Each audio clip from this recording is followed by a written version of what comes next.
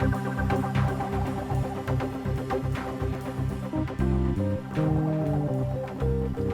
right, welcome back everybody to episode 53 of the Growing Band Director Podcast. I'm very happy to be here with a very good friend and mentor of mine, Terry White.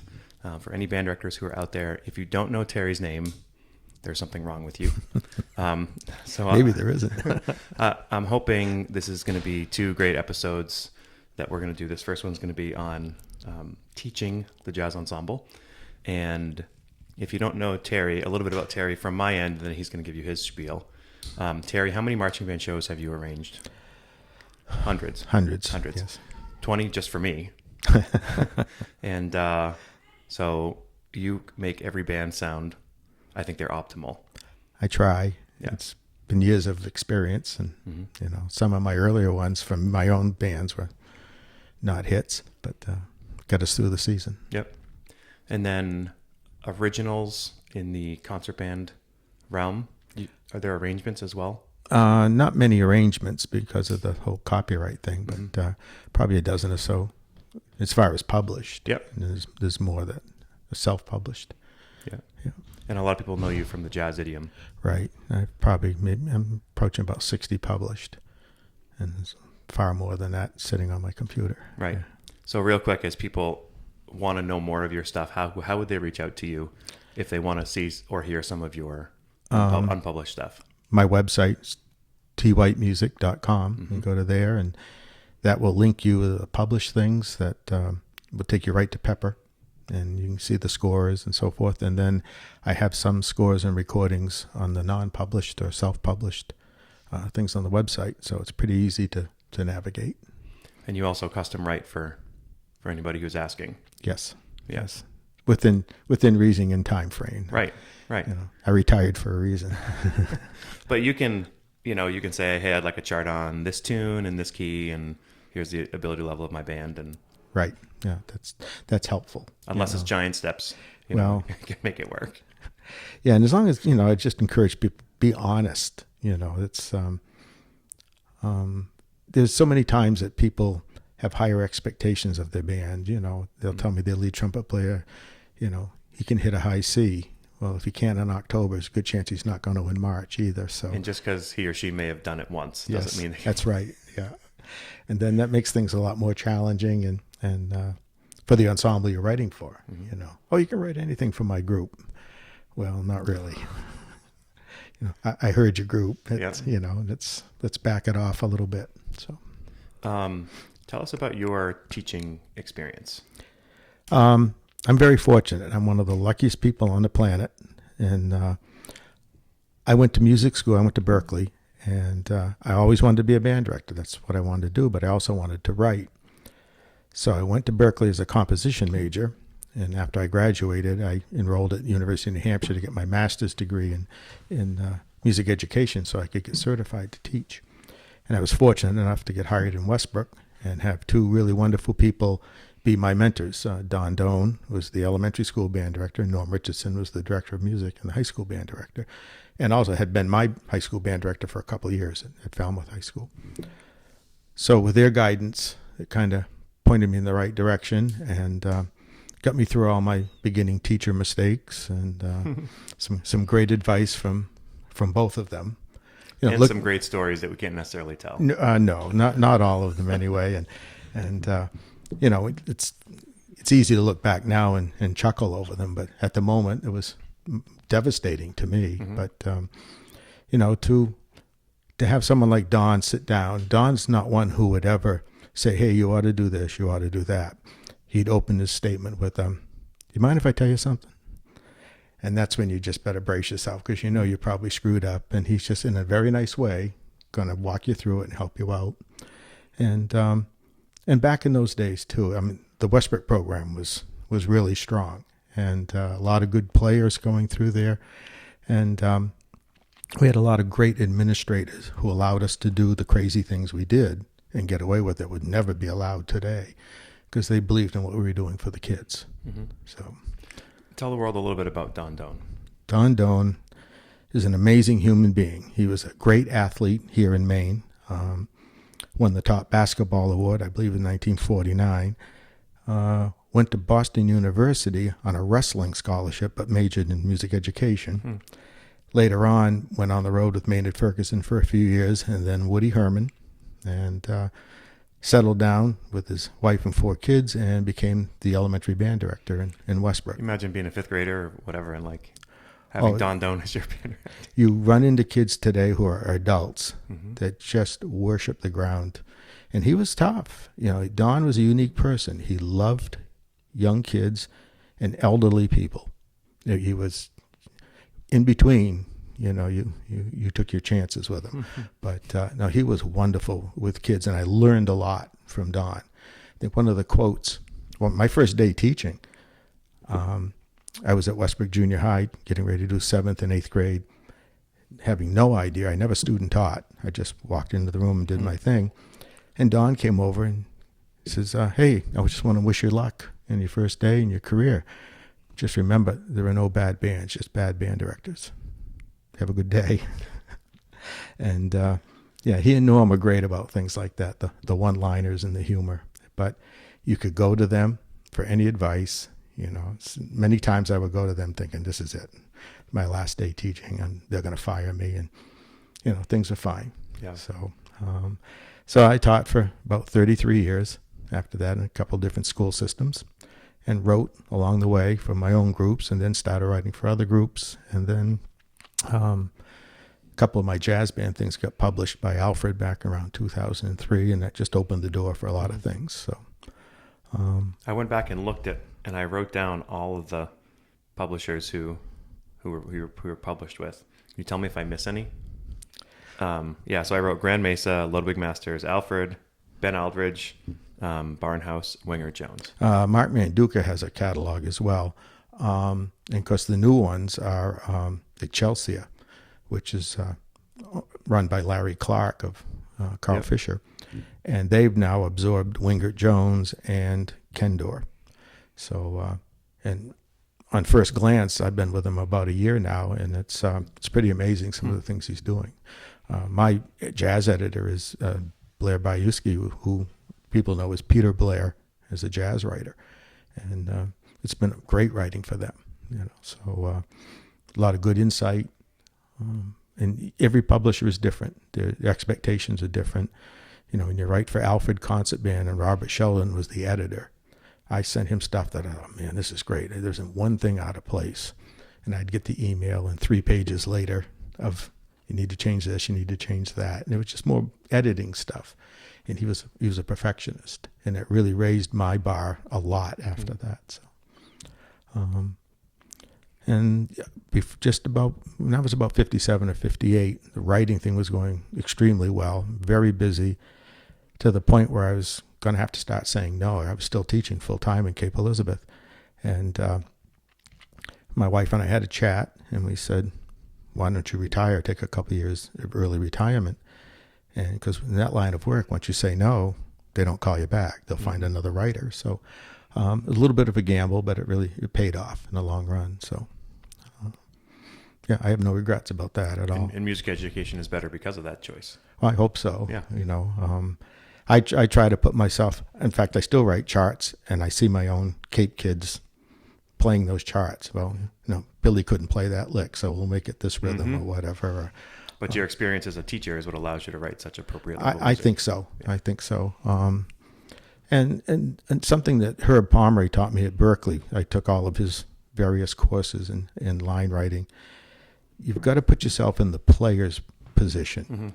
You know, for years, if you played stock charts and you were the second tenor player, that part was a drag. I mean, it was boring, repetitive notes, difficult to play because it was so angular. You got all the leftover notes in the chord. And Herb had a whole set of rules to get you around that and think about the player first. So that's something we can talk about when we talk about writing. So. Yeah.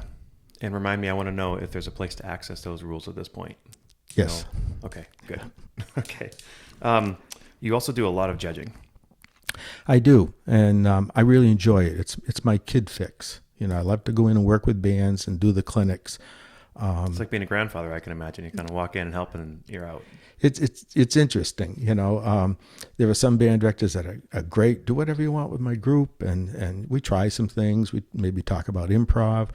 I spend a lot of time talking about dynamic contrast because in general bands do play too loud, and but put everything in perspective. And then you have some other bands that the director gets a little sensitive about anything you do with this group. We're not there to make them look bad. I think a comment, it was probably Aaron Bush made the comment, and John Mastriani both said, you can't know everything. Mm-hmm. And you learn from everybody. I mean, every clinic I do, I see and talk to band directors, and there's always a new take on things. And you don't be afraid to learn and ask questions, and nobody has all the right answers. It's more suggestions and an approach to teaching. I'm a much better teacher now, retired, than I was, 40 years ago when I was teaching 7th and 8th grade band. Because back then I didn't put the kid first. I put me first. Mm-hmm. Wrong notes was, made me look bad. And, after a while you mature enough and you realize this is about kids. It's not about me. So that's been a whole approach. When I go to a concert and I have to get on the microphone, it's, talk about the kids. Parents don't want to hear about me. They want to hear about what their kids are doing, and if the kids are having fun and they look good and sound good, that's the most important thing to them. So in your time judging, you mentioned bands play too loud. Yes. My band as well. We all do. Our bands, yeah. And especially if you get microphones involved and all of that. And that was a concept that I learned from Herb as well. You don't have to do drastic changes, but when you set the bar for your fortissimo, set it where the band can really handle that and play in tune and play in good balance, and then back everything else down and make that contrast in phrases and so forth. Sometimes people do that and it's too dramatic. It sounds like somebody's playing with the volume controls and it's overmixed. But think about the shadings and how soft can you get this to be. I've done that a lot with some concert bands at the festivals, especially middle school groups, because they have a tendency to narrow their window of dynamic range, right? So it's mezzo forte plus or minus, And we can all play softer than we think we can play. Oh, sure. Yeah. And we sound much better sometimes when we play softer. We have a lot more air in the horn and not overblow. It's and that wasn't something I learned till later on. We all got into the loud, high, fast thing and the jazz stuff, especially at the festivals. And I remember hearing, I'm old enough that I can remember the tail end of the big band era. And I heard everybody's band live. I heard Basie, Thad Jones, Mel Lewis, because you hear Buddy Rich. But they could play loud, high, and fast because they could play in tune. They played with a certain intensity that was the style of that band. But you could hear Duke's band. It was, if you put them side by side, it was totally different. Here in Portland, it was back in the 80s, I think, when they had the Portland Expo. Woody Herman's band and Buddy Rich's band had the, quote, battle of the bands. Boy, two dramatically different groups. And it wasn't that it was loud, it was mature. Good, strong, professional players. Well, kids hear that and they try to do the same thing, and it's just not going to happen. So what was the difference between those two bands? The writing, to start with. Woody's band was doing more of popular, like Light My Fire, MacArthur Park, things like that. I'm trying to stay relevant to the younger crowd. The Buddy did what he did, the straight ahead jazz, in your face thing. In fact, one of my former classmates from Berkeley was playing piano that night. And where we were sitting, Buddy seemed to, between tunes, be talking to the bass player, kind of wiping his face with a towel and saying things. And afterwards, I went out with the piano player, and I said, gee, Buddy had a lot to say to the bass player. He said, yeah, he got fired on the way to the bus. He said, that's our 11th bass player in 13 months. He said, that's the kind of pressure and the intensity level of that band, because we've all heard the stories of how, but that was the bar that Buddy set. He wanted that level of intensity. But the part I liked about the band was Buddy's taste in ballads was amazing. You wouldn't think a drummer would care, about playing a ballad, but the writing of the ballads was fantastic. Basie's band came, and that was a whole different style. It's different when you hear them live than on YouTube like we do now. Mm-hmm. So I was very fortunate that way to be part of that process, and because Maynard came here many times due to Craig Skeffington's efforts. Mm-hmm. So I think we don't have those live bands anymore. There's Gordon Goodwin's band, but that's a whole different thing. And those were road bands, and night after night after night, it was a whole different thing. That was their life. And in jazz band, that's not the same thing. Jazz ensemble and festivals. I think a lot of the better bands are gearing themselves more teaching the art of jazz. Mm-hmm. And the different styles and so forth. And that's more important than the bowling trophy. Being a jazz musician rather than being in a jazz band. Because many of these kids, they're not going to play. They might play in college, or, hopefully it'd be nice if they played in a community band. But you're educating your future audience. Mm-hmm. There are going to be a lot hipper kids out there in that audience, and they're going to totally get what the ensembles are doing. So that's a hard sell to band directors at festivals. It really is. So as a judge who's listened to all different levels of bands, ages of bands, levels of bands, our bands play too loud. That's number one. What else? More focus needs to happen on improvisation, even the middle school level. There are bands who will have the one-trick pony, the kid that can really nail it, usually the lead alto player or somebody like that. And it's one kid.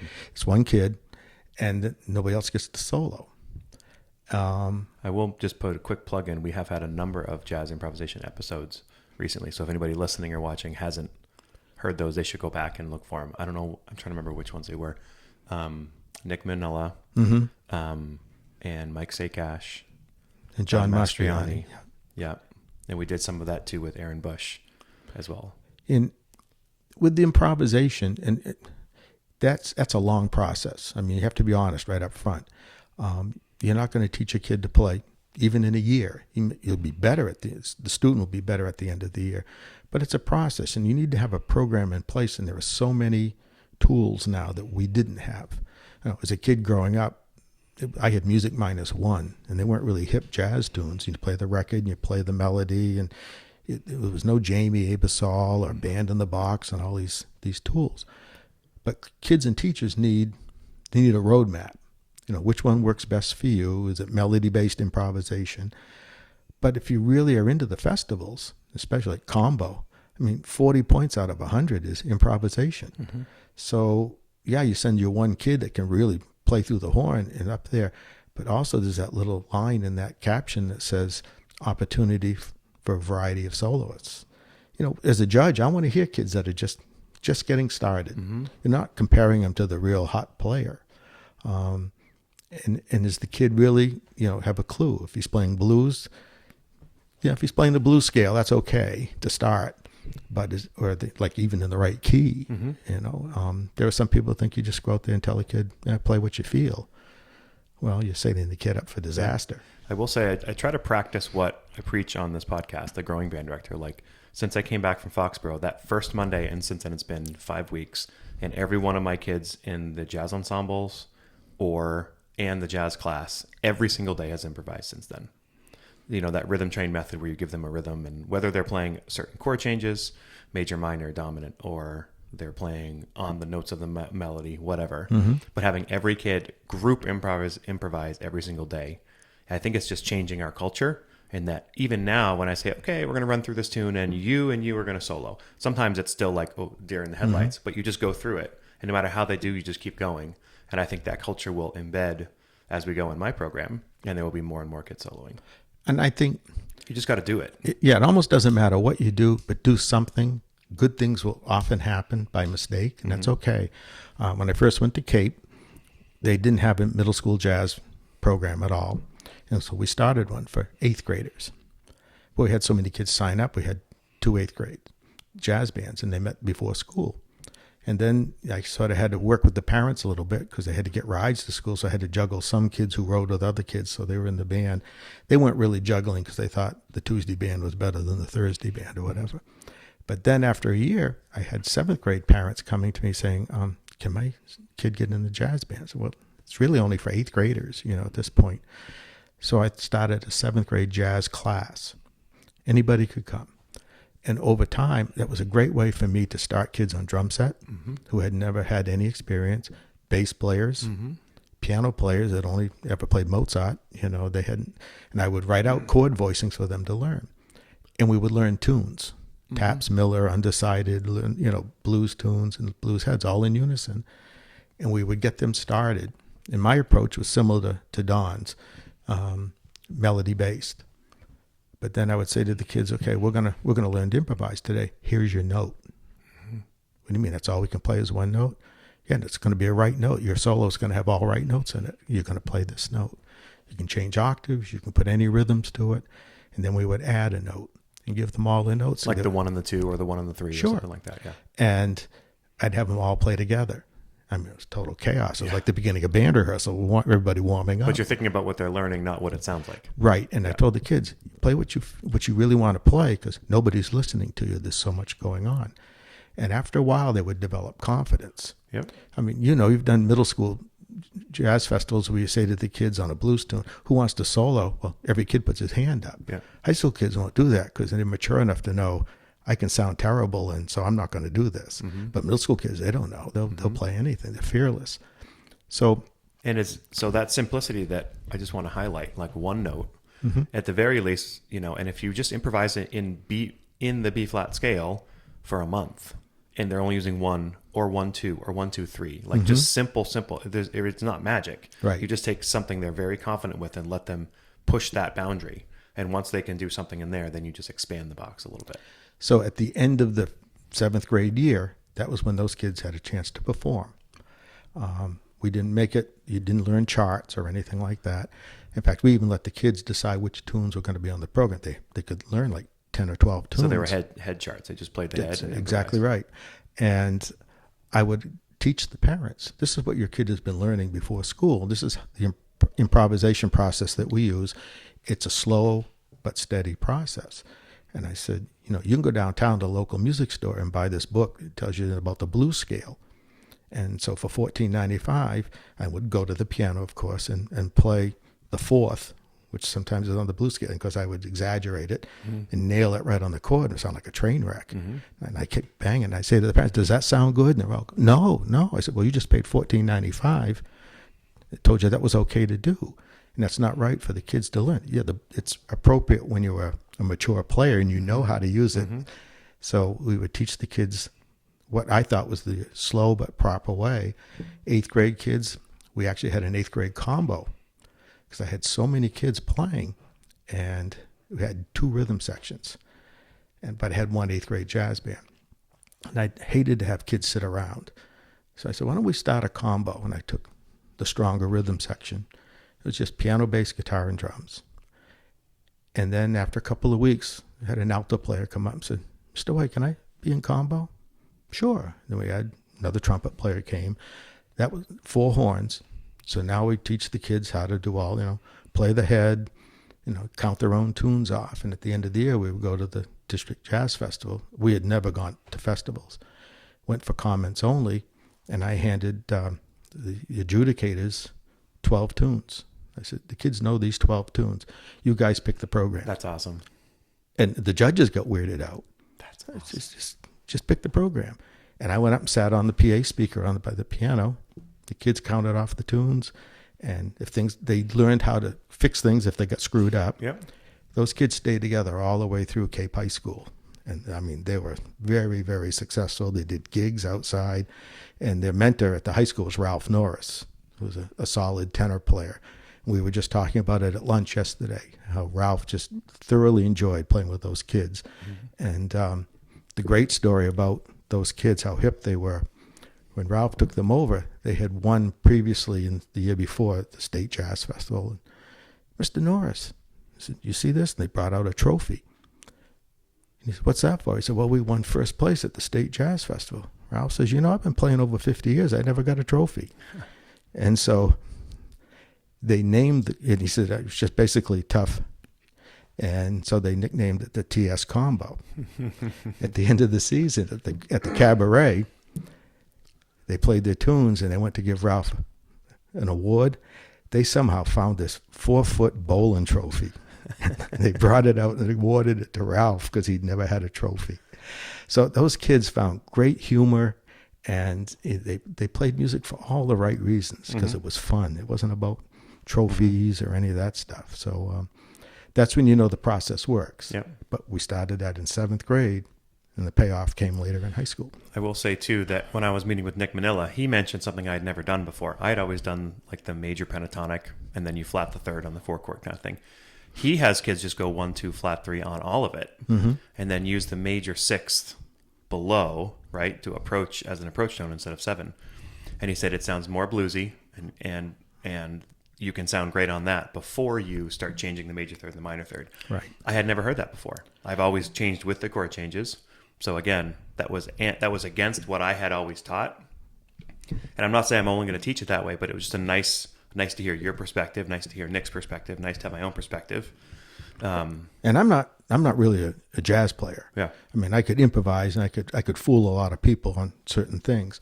And as a teacher, I was fortunate. I had Don Doan. Don Doan taught improvisation at Westbrook for years. My own son studied with him later on after Don retired. And Don's approach was a little bit different. It was melody-based, heavily on the pentatonic scale. And so melody-based meaning you improvise over the melody. yeah, learn the melody first. Yep. I can't tell you how many kids I run into that are playing at festivals. They couldn't play the melody of the tune if they had to. Mm-hmm. You know, you got to start there, because if all else fails, you can at least play the melody and embellish it. Mm-hmm. But later on, and I was about 40 years old, and Don had retired, and I was in a different school district at the time, I had to start teaching improvisation. So I had to get my game together. So I started really seriously working at it in the way Don taught it. And back then, we were very fortunate that Don, over a period of decades, had run the Bridgeway jazz sessions on Saturday afternoons for years. And he had a house rhythm section.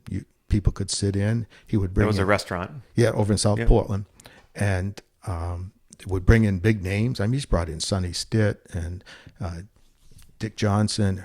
He brought Herb up many times, and so I would go learn my tune of the week and go over, and I knew from experience and seeing people go in and flame out. What do you want to play? Let's play All the Things You Are. Great. You sure you know it? Yeah, I know it. What key is it in? Well, it's usually in A flat. Okay, let's do it in B flat. Well, I don't know it in B flat. Well, you just said you knew the tune. If you know the tune, you know the tune. Mm-hmm. So I would go in and I would say, I'd like to do it, There'll Never Be Another You in the key of B flat. And that's how but it was different for me. And I would get my kids to go and sit in. Well, the kid's a kid. Kid can do anything and still a kid. Mm-hmm. I was 40 years old. I was expected to know what I was doing. Mm-hmm. So for me to go in there and stand in front of a live audience and do it, and I would do it over a period of months, and I got better, and Don would give me suggestions. And then one day, I'd play my one tune, get ready to go, sit down. He says, hey, wait a minute. He says, I'll play with you. Gee, that's great. Don's going to play with me. He says, you're ready. Cherokee. 1, 2, 1, 2. And he kicked it off. And it's like, I was ready to have a nervous breakdown. I mean, I had been practicing it, of course, but never thought I would ever play that in public. And I got through it. And but when Don made that decision, you're ready. You know, he would never put anybody on the spot. And he was a master of that. He knew people inside and out. Mm-hmm. I'll give you an interesting story about Don and combo that happened at Westbrook. And this is good for younger teachers to know that we got away with some stuff. And Don was not a big fan of in-service days. When I was director of music, I would do anything I could. He would come to school, I would find things for him to do. And I think most music people would say they're not fans of, because we sit there and talk about things that don't relate to us. I think just recently, didn't Caitlin do an in-service day for music teachers when everybody, and I guess it was really successful. Schools, yeah, tons of people. And it took the initiative, and I think it was so great. I think of all the wasted days and things I've sat through those things. Yeah. So, we got to do one for high school people. So we had a superintendent that, I can say right up, it wasn't too swift. And he didn't understand the ramifications of messing with the music department in the town of Westbrook. And he made it a point to tell me, and I want Don Doan at that in-service day. I said, no, you don't want to do that. That's not a good idea. I'll take you. I insist he be there. Okay. So it's in January. It's cold. We're in the auditorium, the old auditorium. Hard seats.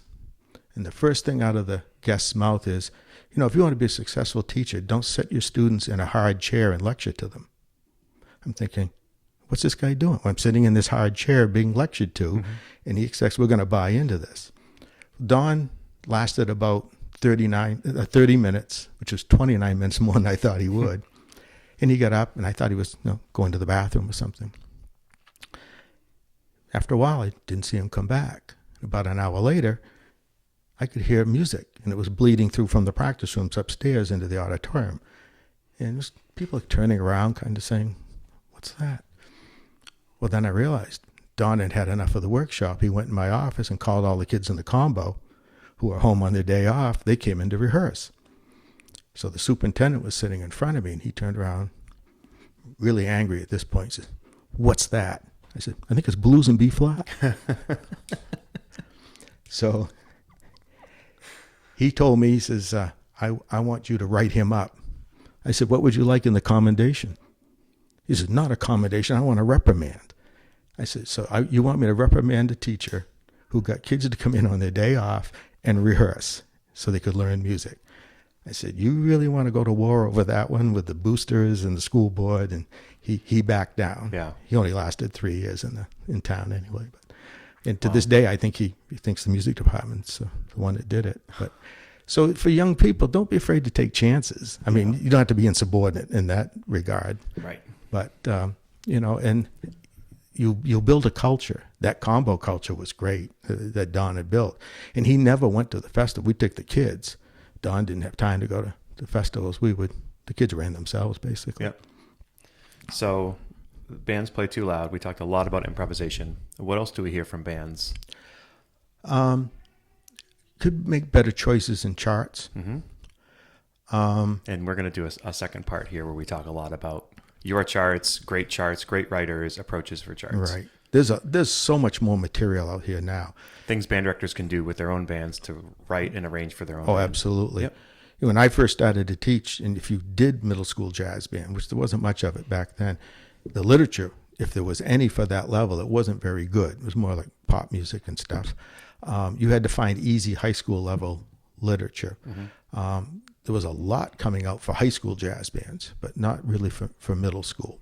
And we didn't have middle school jazz festivals. And when they started to have those, they were more like gladiator wars. So I didn't really want to get into the middle of that. So programming. Yeah, it's everything. And that's phone calls and emails.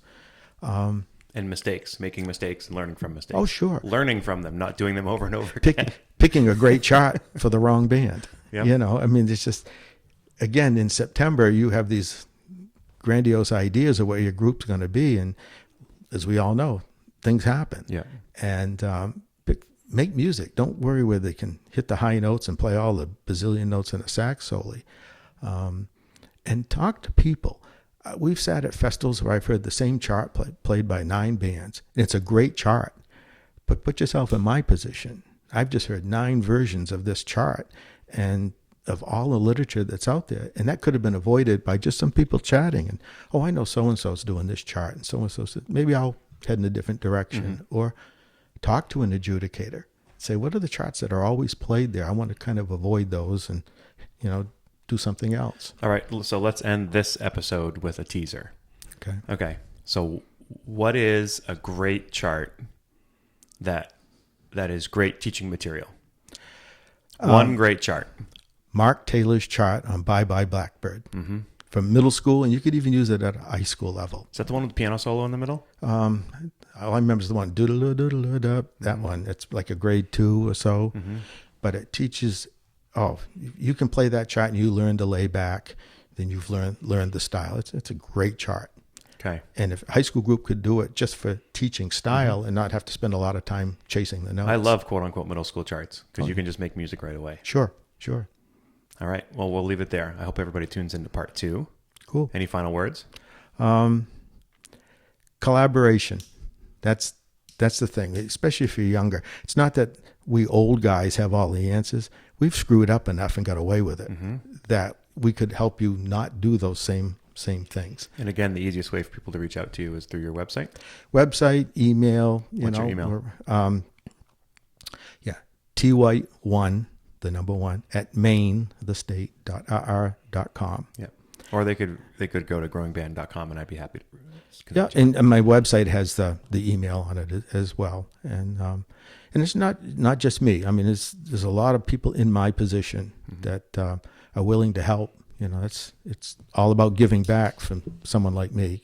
People gave to me, and you know, a lot of people had a lot of patience with me growing up, and so, you know, hopefully I can pass some things on back. So great, nice cool. seeing you. Yeah, it's great. Okay, be well, everybody.